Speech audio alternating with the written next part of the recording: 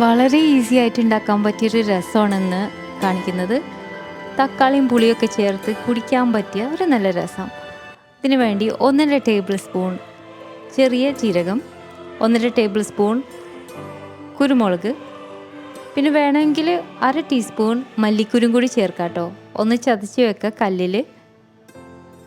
ഇതിലേക്ക് ഇനി ഒരു വെളുത്തുള്ളി മുഴുവനോടുകൂടി, തൊണ്ടൊന്നും കളയാതെ, ആ നാടൻ വെളുത്തുള്ളിയാണ് നല്ലത്. ഇതിൻ്റെ ആ ഞെട്ടി ഭാഗം മാത്രം വേണമെങ്കിൽ കളയാം. എന്നിട്ട് ചതച്ചെടുക്കാൻ പോവുകയാണ് നമ്മൾ ഒരുമിച്ച്. പിന്നെ ഇതിലേക്ക് ഒരു ചുവന്നുള്ളി, ഒരു പച്ചമുളക്, പിന്നെ മല്ലിയിലയുടെ ആ തണ്ട്, ഇലകൾ മാറ്റി വയ്ക്കാം, തണ്ട് മാത്രം ഒരു കൈപ്പിടി ഇതും കൂടി ചേർത്ത് കൊടുക്കും. ഇതെല്ലാം കൂടി ചേർത്ത് ഒന്ന് നന്നായിട്ട് ചതച്ച് വെക്കണം. അപ്പോൾ ഇതിൻ്റെ ഇടയിൽ വെളുത്തുള്ളിയുടെ കട്ടിയുള്ള തൊണ്ട് കിട്ടുകയാണെങ്കിൽ അത് മാറ്റി വയ്ക്കാം. മുഴുവൻ മാറ്റണ്ട, അങ്ങനെ ഉണ്ടാക്കുമ്പോഴാണ് ടേസ്റ്റ്.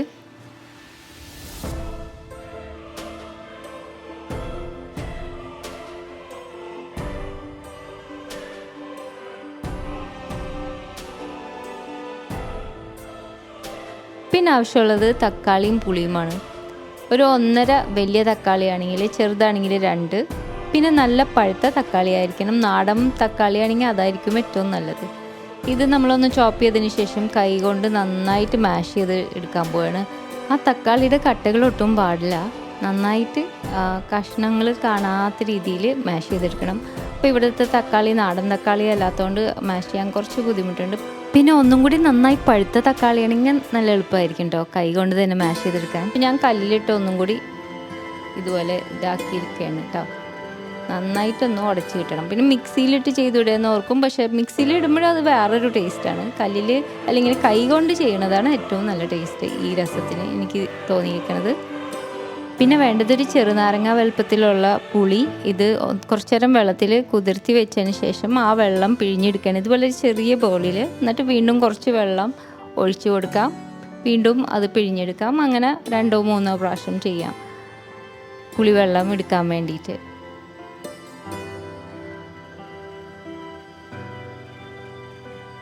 ഇതിലേക്ക് ഇനി ആവശ്യത്തിന് വെള്ളം നമ്മൾ കൂടുതൽ ചേർക്കണം രസം ഉണ്ടാക്കാൻ നേരത്ത്. അത്യാവശ്യം ഒരു നല്ല ചീനച്ചട്ടി നിറച്ച് രസം ഉണ്ടാവും കേട്ടോ അത്. പിന്നെ ഒരു പിടി മല്ലിയില, ഇലകൾ മാത്രം വലിയൊരു പിടി, അതും കൂടി ചേർത്ത് കൊടുക്കാം. പിന്നെ നമ്മൾ ചതച്ച് വെച്ചിരിക്കുന്നത് പകുതി അളവ് എടുത്തിട്ട് ഇതിലേക്ക് ചേർത്ത് കൊടുക്കുക. ശരിക്കും ഇത് മല്ലിയിലയുടെ മുമ്പ് ചേർത്തിട്ട് ഒന്നും കൂടി കൈ കൊണ്ട് ഇങ്ങനെ മിക്സ് ചെയ്യേണ്ടതായിരുന്നു കേട്ടോ. മല്ലിയില ലാസ്റ്റാണ് ചേർക്കേണ്ടത്. ആ ചതച്ച ഇൻഗ്രീഡിയൻസ് ആ പുളി തക്കാളി വെള്ളത്തിലേക്ക് ഇട്ട് നന്നായിട്ടൊന്ന് മിക്സ് ചെയ്ത് കൊടുക്കുക. എന്നിട്ട് മല്ലിയില ചേർത്ത് കൊടുത്താൽ മതി. ഇനി നമുക്ക് താളിക്കാനുള്ള ഇൻഗ്രീഡിയൻസ് നോക്കാം. ചീനച്ചട്ടി അടുപ്പത്ത് ചൂടായതിന് ശേഷം ഓയിൽ ഒഴിച്ചു കൊടുക്കാം, ഒരു 2 ടേബിൾ സ്പൂൺ. അത് ചൂടായി വരുമ്പോൾ 1/4 ടീസ്പൂൺ കടുകിട്ട് പൊട്ടിക്കാം. ഇതിലേക്ക് 1/4 ടീസ്പൂൺ കായ്പൊടിയും 2 ഉണക്കമുളക് പൊട്ടിച്ചതും 1 തണ്ട് കറിവേപ്പിലയും കൂടി ചേർക്കാം. എന്നിട്ട് ആ മാറ്റി വെച്ചിരിക്കുന്ന ചതച്ച ഇൻഗ്രീഡിയൻസ് ഇതിലേക്ക് ചേർത്ത് കൊടുക്കാം. എന്നിട്ട് ആ നല്ലൊരു മൂത്ത മണം ഉണർന്നു വരുന്ന വരെ മാത്രം ഒന്ന് വഴറ്റി കൊടുക്കാം. ഇതിലേക്ക് എന്നിട്ട് ആ മാറ്റി വെച്ചിരിക്കുന്ന തക്കാളി പുളി ചതച്ച ഇൻഗ്രീഡിയൻസ് ഒക്കെ കുഴച്ച് വെച്ചേക്കുന്ന ആ വെള്ളം ചേർത്ത് കൊടുക്കാം.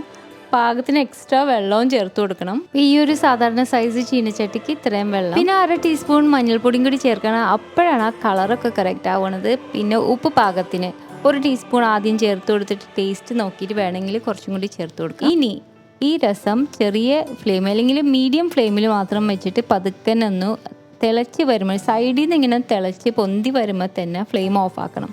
കൂടുതൽ നേരം തിളയ്ക്കരുത്. അപ്പോൾ നോക്കി നിൽക്കുക, ഓഫാക്കി ഇത് മൂടി വയ്ക്കാം. കുറച്ച് നേരം അങ്ങനെ വെക്കുമ്പോഴും ടേസ്റ്റ് കൂടും. എന്നിട്ട് വേണമെങ്കിൽ ഇത് അരിച്ച് കൊടുക്കാം കേട്ടോ കുടിക്കാനാണെങ്കിൽ. ഞാൻ ചെയ്യാറില്ല. നല്ല ഈസി ആയിട്ടുള്ളൊരു രസമാണ് കേട്ടോ, ട്രൈ ചെയ്ത് നോക്ക്. പിന്നെ ഇവിടെ കുറച്ച് രസം ടിപ്സ് ഷെയർ ചെയ്യുന്നുണ്ട്. അപ്പോൾ ഈ റെസിപ്പി ട്രൈ ചെയ്യുകയാണെങ്കിൽ ഫീഡ്ബാക്ക് അറിയിക്കാൻ മറക്കരുത്. വീഡിയോ ഇഷ്ടപ്പെട്ടെങ്കിൽ ഒരു കമൻറ്റും ഒരു ലൈക്കും കൊടുക്കാൻ മറക്കരുത്. ഞാൻ ഇപ്പോൾ റെസിപ്പീസ് പിന്നെയും ഇട്ട് തുടങ്ങുമ്പോൾ വീണ്ടും എല്ലാവരുടെയും ഫീഡ്സിലൊന്ന് ചെല്ലാൻ വേണ്ടി അത് ഹെൽപ്പ് ചെയ്യുന്നതാണ്. ഒരു കമൻറ്റും സബ്സ്ക്രൈബ് ചെയ്യാൻ പറ്റുകയാണെങ്കിൽ ഷെയർ ചെയ്താൽ നല്ലതായിരിക്കും. അപ്പോൾ അടുത്ത പ്രാവശ്യം ഒരു റെസിപ്പി വീഡിയോ ആയിട്ട് കാണുന്നത് വരെ thanks for watching and bye from Shana.